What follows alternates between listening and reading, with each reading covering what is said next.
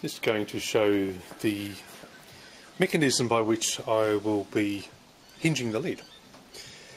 I got the inspiration, I found some sofa bed hinges being thrown out by someone. I thought, oh, I just want to, that does exactly what I want to, I just need a heavier duty version. So this plank here, on the top here, is the exact length of the bed, and so represents the lid, so it represents the hard tonneau or lid, and apparently called a topper in the US. It's weird. Anyway, in this spot here, that's the edge of the headboard. This is how much overlap the lid will have on the headboard side, and this represents where the fuel filler sits. Of course, she's trying to steal the show here. Do you have to, Nosky? Anyway, so what I'm worried about, I'm trying to point puss, and look who else is coming. Hello? What's it all about? Hey! Everyone's going to see. Anyway, I knew it was going to be hard to fill that up. If you can remember correctly, this is right in the top of the corner of the bed, and I have to get in there with the fuel. So, to cut a long story short, if I can get the cat off my lid representation. Nosky, hey, get off. That's it. Alright. Sorry about that. Yeah, that's it. Alright, here we go. So, now, look where the lid has ended up. It's come up and forward, and so I can fill inside here easily. Look at all this room. All done by having a hinge similar that you would use on a bonnet or a hood. They run a sort of smaller version of this. So to show it in motion, this comes down, moves backwards, and comes to rest. So I've even got it set up with the seal gap, so everything represents how it will sit inside the bed, and the top plank represents the lid. So I've even mocked up here. This represents the floor for working out where I'm going to put actuators, which I also got off the same company, because I had so much trouble finding actuators that were quick but could still handle the weight. So the lid has come out at 24.8 kilos or 55 pounds, which is quite good for an all steel lid. And you've got to keep a lot in mind when you're choosing actuators. So these are the ones I've got here. They have them specially made for them in Taiwan, and this shows you the length of the stroke. So I've got one set up short, one set up at full extension, so I can work out the positioning of where they need to go. So these will fully raise in less than 8 seconds. So that gives about a feed rate of 45 millimeters a second, where a lot of your stuff off made in China on eBay is only 3 millimeters a second, and it takes, you know, nearly 2 minutes to raise the lid. Totally ridiculous. This will do it in, I think it's 7.6 seconds. Just showing you a way to lay out either gas struts, or in this case actuator, and where to position them. This has got it sitting, you've got a pick-up point first of where you want one of the mounts, and then move from there. Normally, conventionally, it would go this way, but this hinge moves forward as it goes up, so I couldn't get as much lift from the stroke doing it that way. So it's going to be mounted this way, which works in my advantage. So this bottom plank that I've screwed in here represents the floor of the bed, and this represents the underside of the lid, and that gap you can see in between there represents where the seal will sit, and you can see the hinge mechanism there.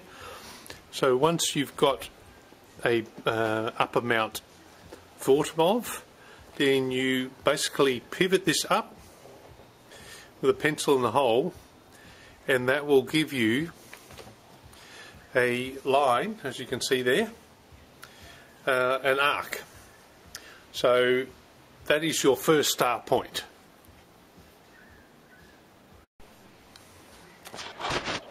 So with the cardboard in the same position as it was before, I now have raised what represents the lid to the angle I would like to achieve. In this case I've chosen 40 degrees. I found that gives me plenty of room in here to pass things, put things down inside the bed. So now I've swapped the actuator with another one that I've got fully extended instead of the fully compressed of just before, and then you do exactly the same thing. You make that mark back and forth. Now this one here is the arc that it left when it was fully compressed and the lid was down. This is the mark it's left with the lid at the height we want and fully extended. So this point here is the point where the pivot point has to be to mount this in this situation.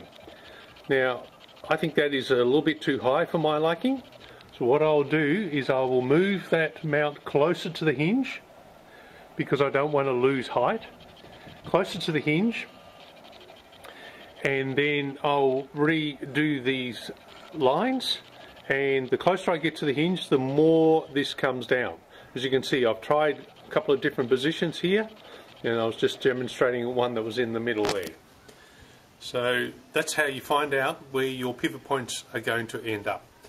So I hope to hope that helps, and pass on a little tidbit. Cheers. Well, check this out. Finally get to see what it looks like on. This is the first time it went on the back, was when it was finished. So high risk or what? I mean, the whole placement, hinges, brackets, everything was determined before it ever reached here. So just didn't have a way of lifting it on and off and on. So without my wife. The total weight, by the way, I don't know if I've mentioned this, came out at 24.8 kilos. That's all inclusive of the cross member, the whole skin and everything, and apart from the couple of brackets for the actuators and the hinges, that's the only part. So here we go. Without further ado, check this out. How's that, hey? I was pleased with my wife's insistence in fitting these in. We had a lot of trouble finding something that went up quickly. They, as I would have alluded to earlier, they were just so painfully slow, and I think this is 14 seconds up, 8 seconds down, so that's not bad at all. And check this out for filling up. Look how much room I've got. Heaps. Here's my filler, and I've got all this room, a stack of it. It's what is it, just over 8 inches of room, so plenty of it there. And as you can see, as it comes down, whoops, got to get used to not holding the button too long. Down she comes. Bang, nice and solid. Gone for a drive, went out to the Wandon Custom Car and Bike Show, and I'd only just quickly thrown it on, I hadn't even finished or adjusted or anything, and not a single rattle, not a single vibration or anything out of it. It is solid as rock. It just, that's the advantage of the actuators, is that they hold pressure down on it, unlike gas struts, which are busy trying to push it up in the air. The gas struts are holding it down and then they lock. So it works out really well. Just over the moon and how simple this works. And so one button, push, and off we go. Don't have to hold it in. I've got it programmed to do one button straight up. It's also got a manual override in case there's something goes wrong with the remote, it's lost, battery's gone, whatever, and that's just momentary. You can also, like on the way down, if you want to bring it down and you want to stop it at any point, you just push the down button again. Simple.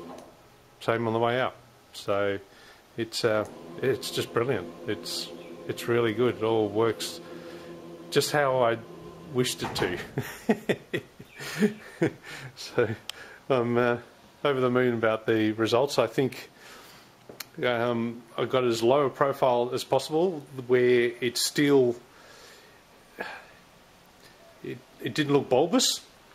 So I've got 40 millimeters or just over 1.5 inches of crown in this direction, as well as of course in this direction. If you've got it in one direction, of course the other direction has to match as well. So from the center in either direction, it's 40 millimeters higher than the perimeter. So even though it doesn't look like it's got much, it's just that subtleness that makes it nice and solid. So no vibration or anything like that. And I've got it so it's a similar profile to what I made the roof as well. Because remember, that whole roof is sectioned a total of 2 inches. And I took a 1/2 inch out of the crown and 1.5 inches all the way around the perimeter to lower it straight down. So I've lowered the crown on that as well, and it all looks harmonious. How's that? I think that's the best way to describe it. So I'm a bit giddy. I'm just, this is the first time I've really had a chance to look at it. I just was just about to fall over the pot pan. Anyway, I'll take some more shots when it's not so stark contrast between the setting sun and being under the carport. Alright, thanks for joining in on this journey. See ya.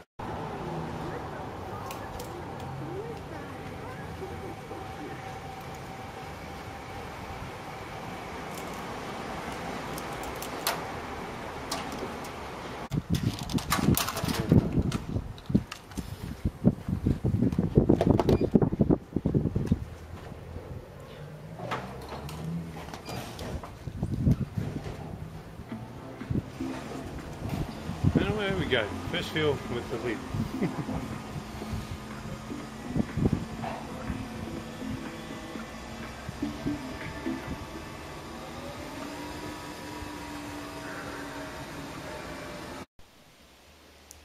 What do you think, Kuma? You like it? Not much room under there for you, is there? Eh? You're a good boy. It's a bit hot today, we've got 32 degrees I think. Whatever that is in Fahrenheit. I know we're dropping 29 or something now. Sorry, no Fahrenheit on that one. Just panning around. I'm still surprised just how well it's come out. I'm just an amateur.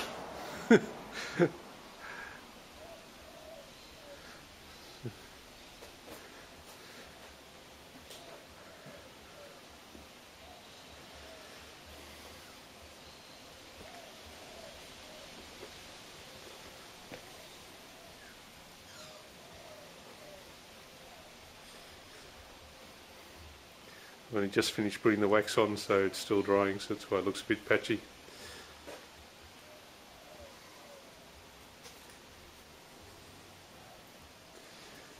Cool. It just looks tough, masculine. Just what I wanted.